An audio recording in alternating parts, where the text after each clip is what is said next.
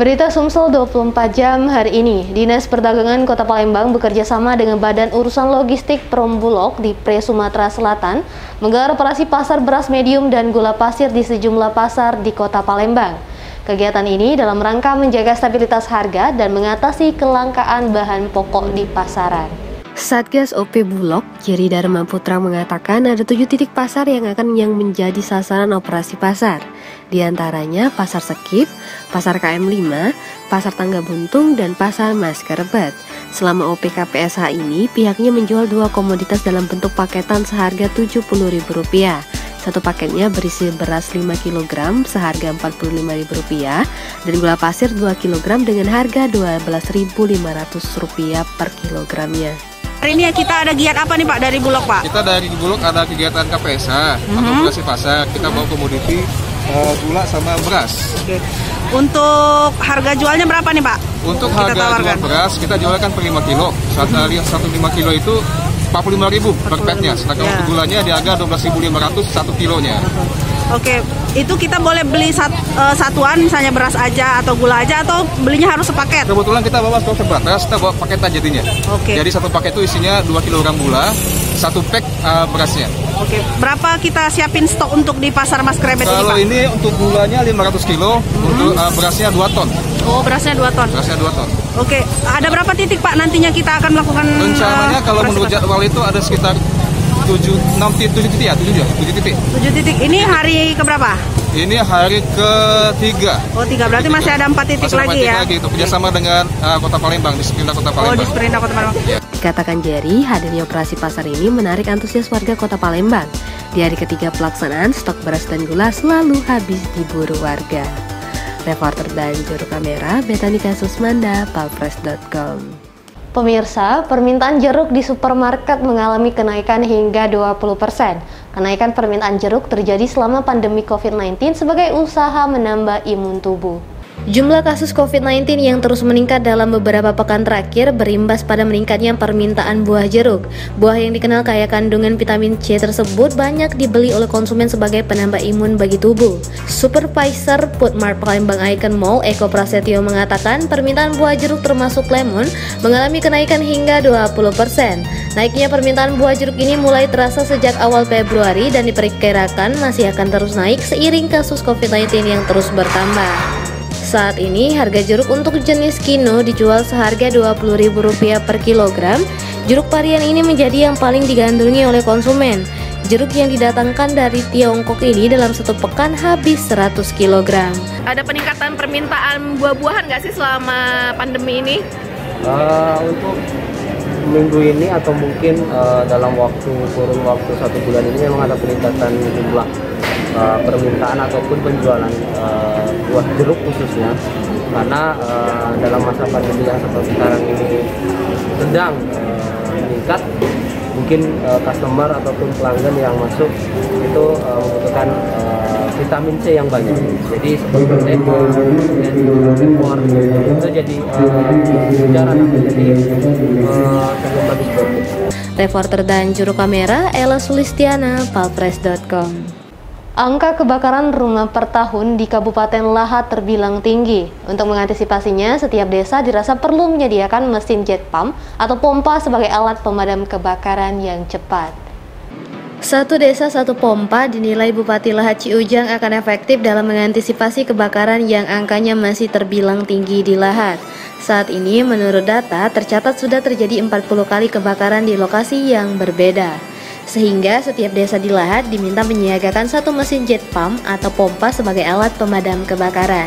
Ini ada salah satu putra daerah kita ini dengan adanya kebakaran terus, dia ini mungkin mau membantu pemerintah Kabupaten Lahat dan membantu desa-desa untuk supaya cepat penanggulangan sebelum damkar sampai ke tempat kejadian, karena damkarnya ada di kabupaten ada di kecamatan. Sedangkan kadang-kadang kabupaten dengan tempat kebakaran itu makan waktu ada 1 jam, ada yang sampai 2 jam, ada sejam. Lihat itu bagus, ya, karena kurang lebih 10-15 meter. Jadi untuk pemadam kebakaran ataupun tempat jauhnya sudah bisa kita membantu pertolongan pertama untuk desa misal kebakaran ataupun.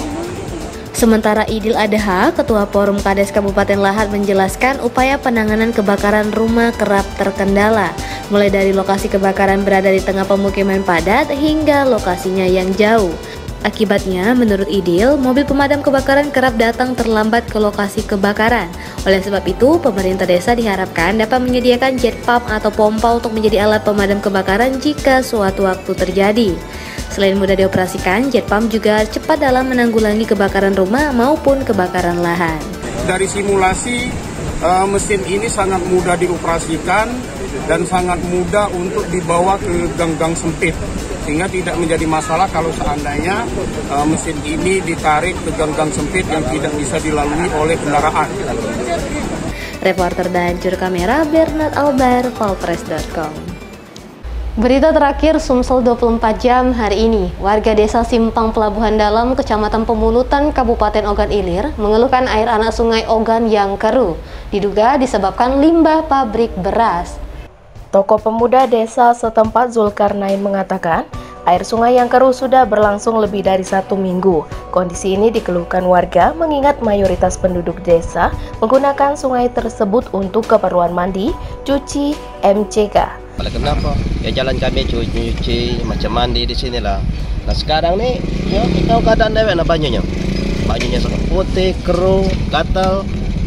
Kalau dulu dah mandinya lama kalau dulu. Dapat oleh kenapa tuh? Ada ini kan ada banyu di sini, ada sawah di sini. Ini kan ada sawahnya sawah boyong nih. Nah sudah itu di sana udah masuk keluar. Oleh kena keluar di sini kan ada terdapat. Itu pabrik atau PT pak? Itu kan PT itu. PT. Ya. Biasanya sungai ini yang baca tuh ya bersih, sudah tuh banyu tuh jangan sampai cak susu ini. Kapan dimandi kegatal macam itu. Kepala Desa Simpang Pelabuhan Dalam Nurdin mengatakan, tercemarnya anak sungai Ogan bukan semata-mata akibat limbah dari pabrik beras, tetapi disebabkan tersumbatnya aliran sungai akibat proyek pembangunan jalan tol Kayu Agung Palembang Betung. Dia mengaku telah beberapa kali melakukan koordinasi dengan pihak proyek tol untuk membuka bendungan yang diduga menjadi penyumbat aliran sungai. Begitupun dengan pengelola pabrik beras. Sekali tahun cuman itu buang banyu itu kan itu. Cuman ada kena Cina kadang-kadang buang banyu kotor itu. Apa di sini kan tidak jalan, kan itu. Tidak jalan. Mati pak. Hanya mati. Karena oleh karena tol itu ditutup di bawahnya malah kayak. Di bawah tercover itu kan sebelah itu kan di sungai kan ditutup. Yang pintu keluar masuk Kayu Agung itu kan itu di bawahnya buat ke gorong-gorong jembatan kan pucuk gitu kan. Kan baju itu lancar di sana. Tapi oleh karena di sini dulunya katanya sudah bangun jalan tol itu kan ada dibuka. Ternyata yang belum dibuka itu kan tidak dibuka tidak. Jadi pas di sana ditutup, jadi banyu di sini tidak ngalir. Yang ada yang ngalir kan dulu kan deras banyu ini, makanya rumput-rumputan jadi banyak kan subur, itu. Ya. Kalau banyu deras kan ada sirkulus air ya. Iyalah. Reporter dan juru kamera Wijan, Polpres.com.